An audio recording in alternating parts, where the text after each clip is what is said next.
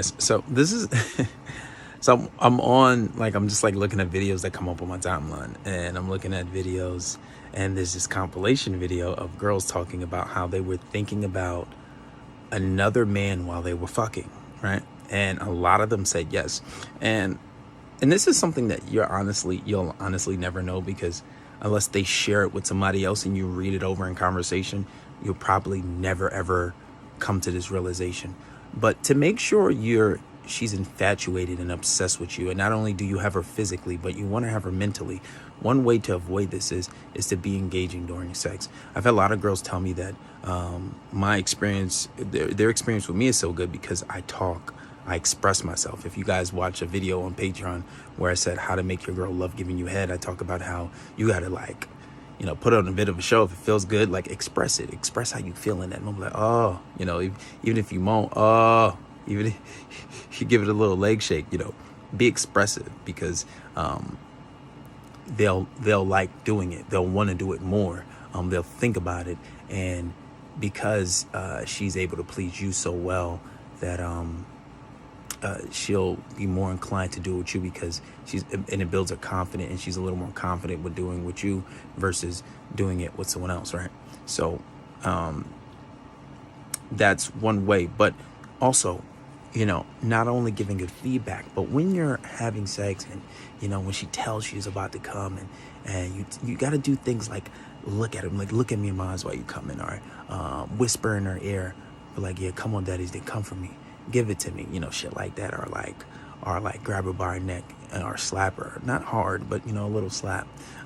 If you're heavy-handed, just try to be a little light on it, right? And just be like, look at me while you can, come on my dick, and you want to talk her through it, right? And one of my favorite things to do is, like, grab her tight while we're laying sideways, and I'm fucking from behind, and I like to grab her by her neck and then whisper in her ear and just talk shit, and especially while she's loving it. And the best time to do it is while she's coming. Hold her tight and just be like, this is my pussy. I just talk a whole bunch of shit, and the whole point of this is you get in her mentally, right? It is impossible for her. I'm not gonna say it's impossible, but it's really hard to think about another man when she's very engaged in that moment. It's too much going on. It's too stimulating. Not only is she being fucked and it feels good, most likely, right? And she's coming. Now you're in her ear.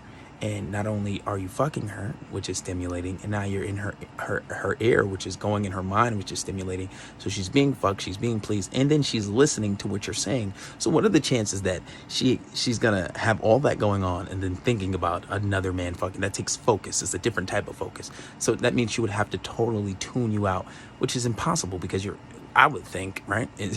What was impossible while you're in her and you're talking to her and you're just like, it's very engaging sex. So you guys want to do this, and don't be afraid to look in her eyes. The eyes are the windows of the soul, and it's very powerful too. Be careful when you do this to girls that you don't really want. But power, what's power? How's it go again? Power has to be misused to understand it. So you might use it once or twice on someone, on an unintended target, as experimenting. But no, it's definitely very powerful when you look a girl in her eyes, especially if you make her look you in the eyes while she's coming.